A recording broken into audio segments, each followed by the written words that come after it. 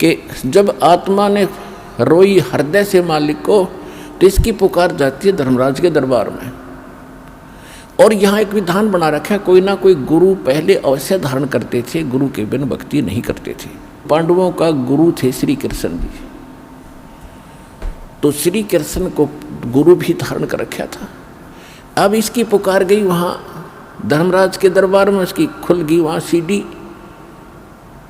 उसने देखा धर्मराज ने कि देखूं आत्मा पे आपत्ति आई है, मैं कोई रक्षा करा सकता हूँ।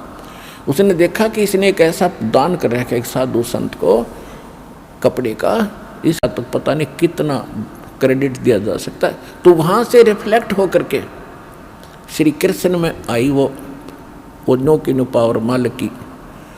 और कृष्ण जी तो अपनी पत्नी रुक्मणी के साथ शतरंज खेल रहा था, शतरंज का गेम खेल रहे थे महल में।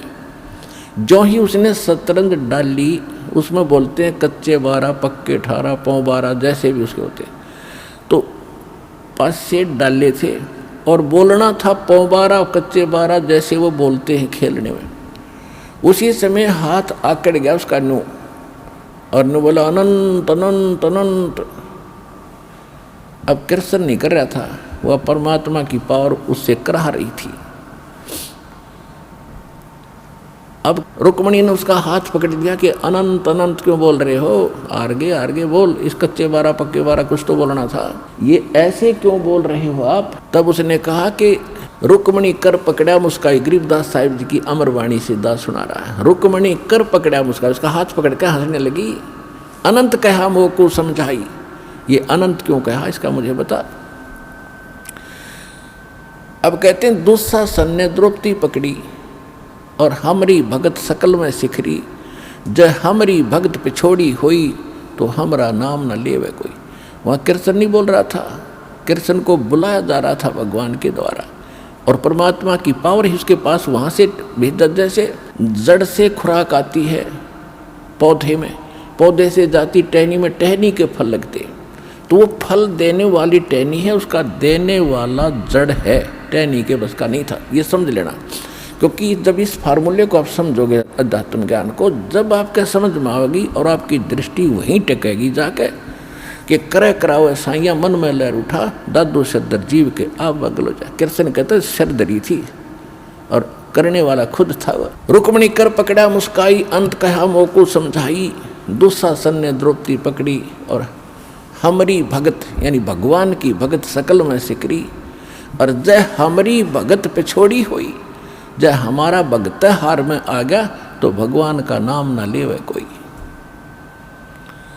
अब श्री कृष्ण तो फिर इतना कह के लग गया पासे खेलने, वो मालिक आए फिर कृष्ण रूप धारण करके,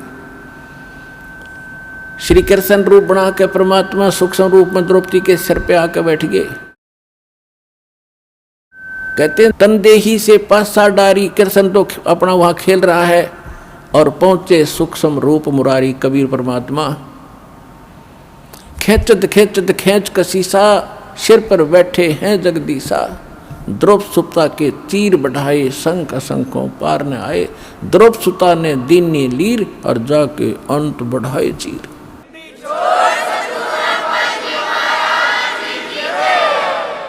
देते को हर देत है जहां तहां से आन, अनदेवा मांगत फिरो, फिर साहिब सुने ना का।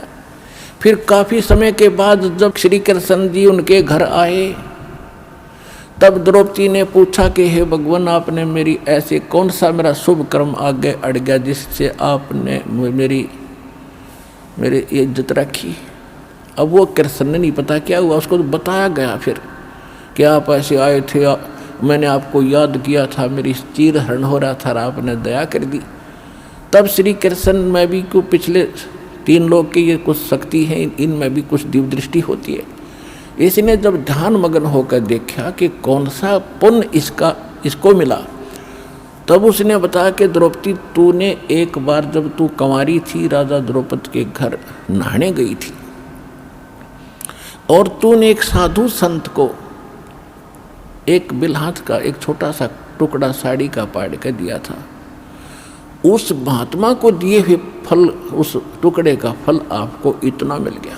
ओए होए, जब उसको याद आया, रिमाइंड हुआ को अच्छा ओहो इतने महापुरुष थे वो सूरदास,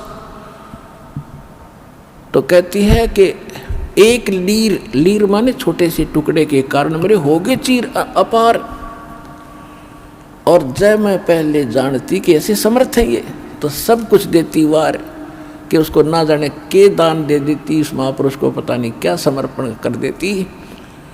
तो पुण्यात्माओं आज वो अवसर आ गया आपका, और जय ईब चूक गए, अब समर्पण होने का समय है मोक्ष प्राप्ति और यहाँ की सुख प्राप्ति के लिए।